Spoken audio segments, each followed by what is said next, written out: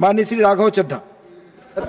Sir अक्सर देखा जाता है कि जब वित्त मंत्री जी बजट पेश करती हैं, कृपया चेयर पे बैठ कर ना बोले सर। अक्सर प्लीज। अगर समय देंगे तो हम बगैर पेपर देख के बोलेंगे, मगर समय नहीं होगा तो पेपर पढ़ना पड़ेगा सर। आप बहुत सीनियर सदस्य हैं, समय आवंटित होता है पार्टी दलों के द्वारा बीएससी मीटिंग में, ये चेयर नहीं करता, आप जरूर जानती होंगी। Please Raghav Chadha ji please.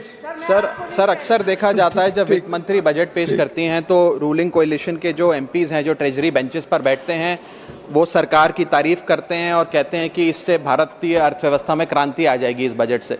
और विपक्ष में जो बैठे हैं वो अक्सर निंदा करते हैं, कहते हैं किसान की कमर तोड़ दी, बहुत महंगाई हो गई, अमीर और अमीर हो रहा है, गरीब और गरीब हो रहा है। लेकिन मैं आज प्रयास करूंगा कि एक ऑब्जेक्टिव एनालिसिस इस बजट का करूं और कंस्ट्रक्टिव क्रिटिसिज्म अपना आपके माध्यम से वित्त मंत्री को दूं। So the title of my speech is The Good, the Bad and the Way Forward. 4 good things that I found in this budget, 4 bad things that I found in this budget, and 4 innovative suggestions to the Honorable Finance Minister.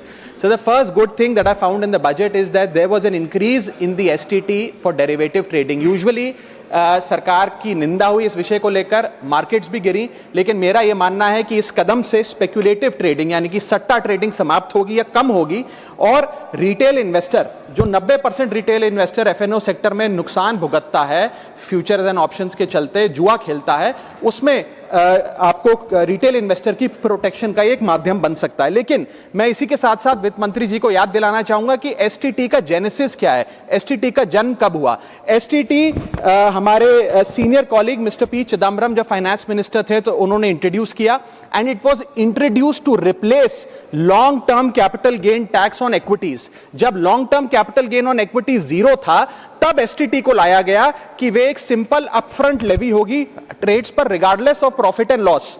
लेकिन अब सरकार ने long term capital gain tax भी लगा दिया, STT भी लगा दिया और रिटेल इन्वेस्टर को और तमाम इन्वेस्टर्स को एक प्रकार से डिसइंसेंटिवाइज किया। मैं एक सुझाव लाया हूं सरकार के लिए जिससे long term house hold earnings बढ़ेंगी, वेल्थ क्रिएशन होगा और वेल्थ पार्किंग रियल एस्टेट और गोल्ड के सेक्टर से निकलकर इक्विटीज में आएगी और स्पेक्युलेटिव ट्रेडिंग और कम होगी और long term investment behaviour investors का बढ़ेगा। वो की है कि long term capital gain tax on equities should be made nil in this country for individual investors. दुनिया की कई ऐसे देश हैं जिसके अंदर long term capital gain tax equities पे खास तौर पे शून्य है, जैसे कि Switzerland, Singapore, UAE, New Zealand, Hong Kong, Qatar, Malaysia. मैं चाहूंगा कि जब एसटीटी बढ़ाया जा रहा है तो इसी बजट में ही long term capital gain tax को जीरो किया जाए। सर मेरा दूसरा जो मैं सरकार के बजट को एक्नॉलेज करना चाहूंगा वो ये है कि कैपेक्स के जो एक्सपेंडिचर एलोकेशन होता है उसमें एक बढ़ोतरी देखी गई। जहां वित्तीय वर्ष 18-19 में मात्र 3 लाख करोड़ कैपेक्स था, वो इस वित्तीय वर्ष में 12 लाख करोड़ तक पहुंचा है, which is 4.4% of the GDP, which is a good step. It will have a multiplier effect and it will prioritize asset creation. लेकिन इसके साथ साथ सरकार को 5 साल में क्या कैपेक्स वो कौन कौन से क्षेत्रों में खर्चा करने जा रही है उसका एक ब्यौरा देना चाहिए ताकि प्राइवेट सेक्टर भी इस कैपेक्स के खर्चे को मैच कर सके।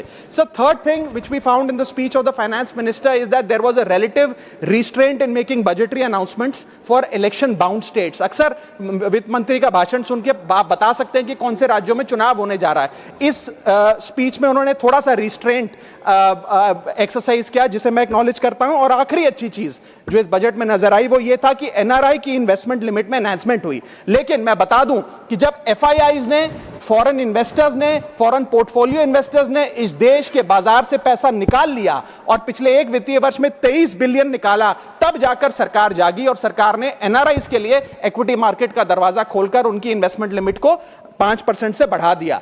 इसमें कोई दो राय नहीं है कि इससे इन्वेस्टर्स 32 मिलियन एनआरआई इन्वेस्टर्स को अब भारतीय बाजार में पैसा डालने का मौका मिलेगा। लेकिन इसी के साथ साथ सरकार को इस पर भी गौर फरमाना चाहिए कि क्यों फॉरेन इन्वेस्टर्स भारत से पैसा निकाल कर बाजार को छोड़कर जा रहे हैं। Sir now I come to the bad part of the budget. First thing is the debt to GDP crisis.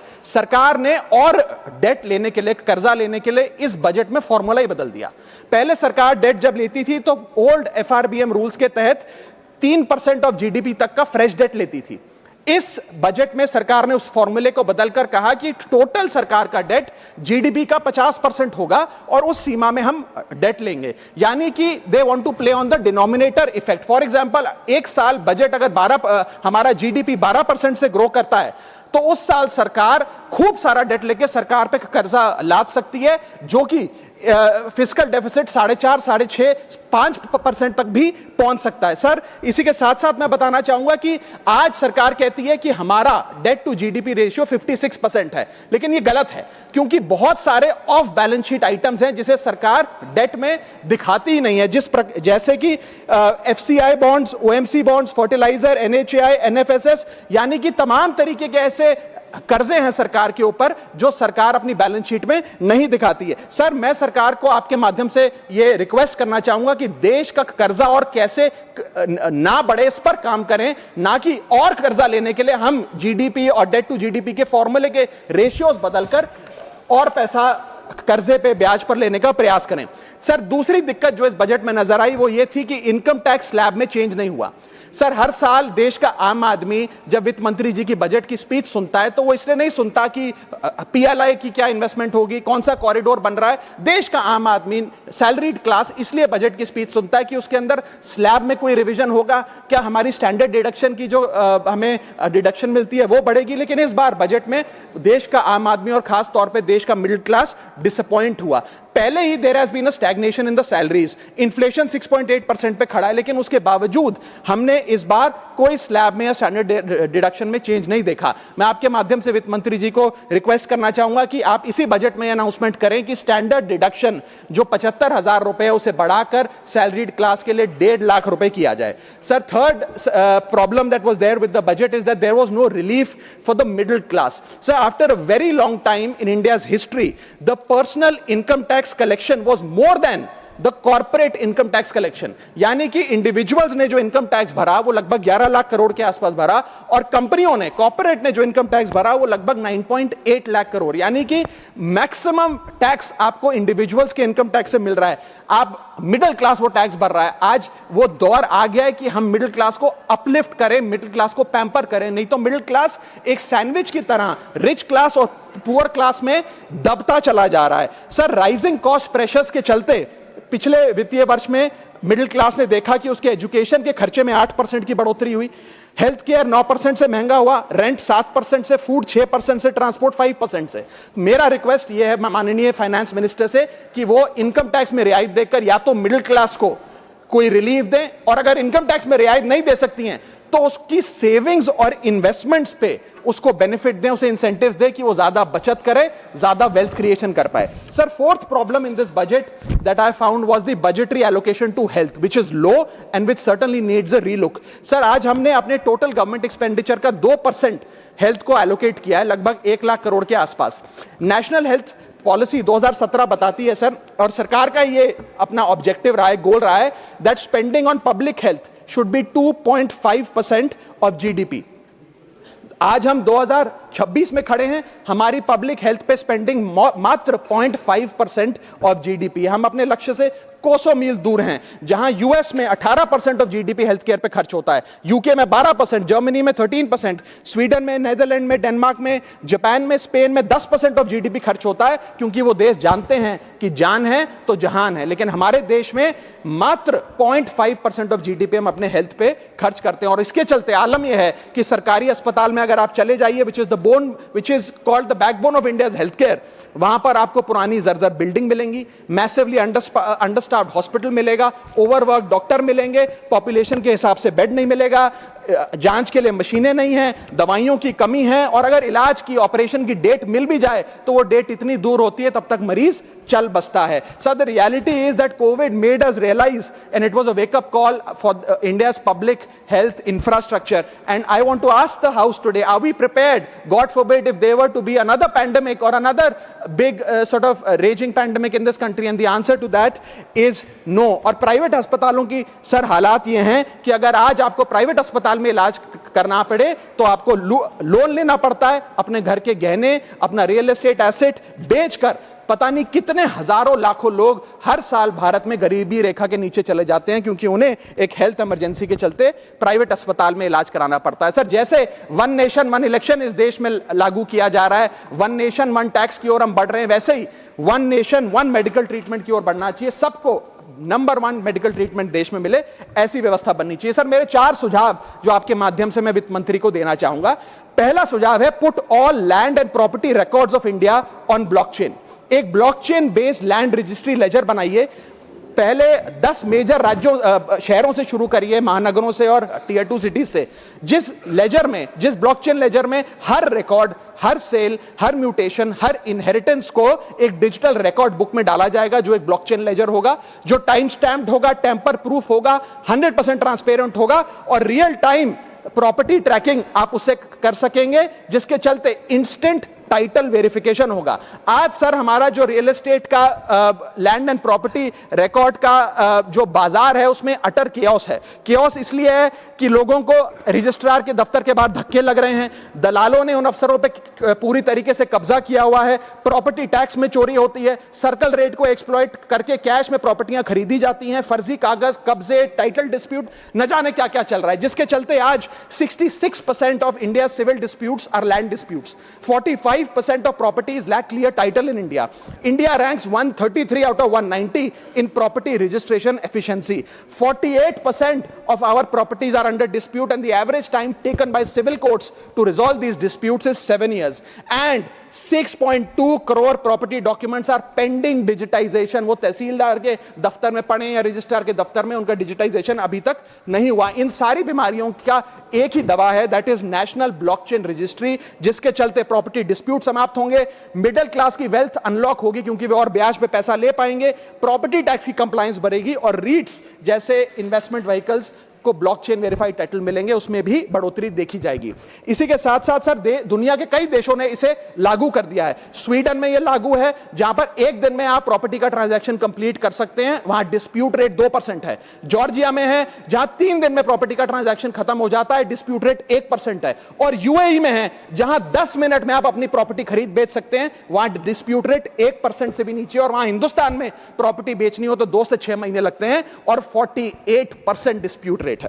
Sir, मेरा दूसरा सुझाव है inflation linked salary revision act. Bharat में वेजेस को इंडेक्स करिए महंगाई से। वित्तीय वर्ष 18 से लेकर वित्तीय वर्ष 26 में हमने देखा कि real wages for the salaried class में 16% की गिरावट आई। ये गिरावट का मतलब इन सालों में जितनी महंगाई थी, जिस स्तर पे महंगाई बढ़ी उस स्तर पे वेजेस नहीं बढ़ी, जिसके चलते 16% की गिरावट रियल वेजेस में देखी गई। इसीलिए mandatory wage indexation formula is the need of the hour and the government must look at it. इसके चलते तमाम फॉर्मल सेक्टर्स में, corporate, shops, factories, gig workers, सबको इन्फ्लेशन इंडेक्स वेज हाइक मिलेगा। और सरकार के मुलाजिम को तो मिलता ही है, हर साल डियरनेस अलाउंस मिलता है, उसके बाद आप हर कुछ सालों में पे कमीशन लागू होता है। इससे आप 20 करोड़ आबादी, which is 45% of India's total workforce, आप उसे एड्रेस कर पाएंगे। सर, इसी के साथ साथ मैं बताना चाहता हूं कि दुनिया के कई देशों में यह पहले से ही लागू है। यूएस के अंदर COLA, cost of living adjustment system लागू है, जिसके अंदर एनुअल और ऑटोमेटिक रिवीजन होता है। जर्मनी के अंदर हर 18 से 24 महीने के अंदर महंगाई के अनुसार सैलरी बढ़ा दी जाती है। जापान के अंदर शिंटो मेथड यूज होता है, जिसमें annual inflation index wage hike दी जाती है। और बेल्जियम में ऑटोमेटिक इंडेक्सेशन लॉ है, जिसमें क्वार्टरली बेसिस पर एम्प्लॉइज की सैलरी बढ़ाई जाती है। Sir, India is one of the only countries in major economies where 85% of our formal workforce has zero statutory inflation protection. We are at the mercy of the employer discretion and our own negotiation power to raise our salaries. इसके साथ साथ मुझे लगता है कि एक minimum increase based on inflation होना चाहिए। मेरा थर्ड सुझाव माननीय वित्त मंत्री जी को रहेगा कि स्टेट कैपिटल एक्सपेंडिचर की matching grant, matching funding centre दे, यानी कि हर 1 रुपया जो राज्य की सरकार कैपेक्स पे, कैपिटल एक्सपेंडिचर पे, एसेट क्रिएशन पे खर्च करती है, उसकी मैचिंग ग्रांट 1 रुपया केंद्र द्वारा राज्यों को दिया जाना चाहिए, not as loan but as a grant.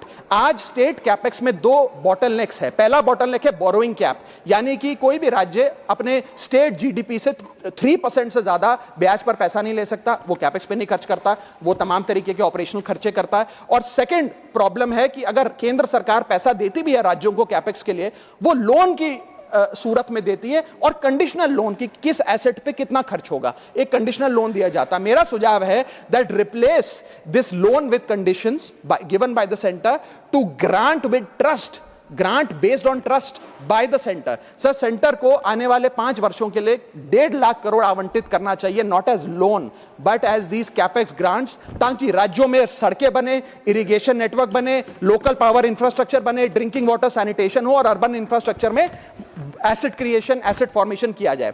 As not as loan, not on interest, not with principal and with no conditionality. अगर ऐसा होता है तो सबसे पहले तो स्टेट की बैलेंस शीट में this grant will not sit as debt, state की बैलेंस शीट सुंदर होगी, बेहतर होगी। दूसरा, खुलकर राज्य कैपेक्स पर खर्च कर पाएंगे। Third, it will be a high growth and a high job creator, एक ग्रोथ मल्टीप्लायर और जॉब क्रिएटर के तौर पे इसका इस्तेमाल होगा, क्योंकि हर 1 रुपया जो आप कैपेक्स पे खर्च करते हैं उससे भारत का जीडीपी 2 से 3 रुपए बढ़ता है in a span of 3 to 5 years। Cooperative federalism मजबूत होगा और साथ ही साथ states will become builders and not borrowers in the eyes of the centre. Sir, मेरा चौथा सुझाव जो माननीय वित्त मंत्री जी के लिए है वो ये है कि legalise virtual digital assets as an asset class.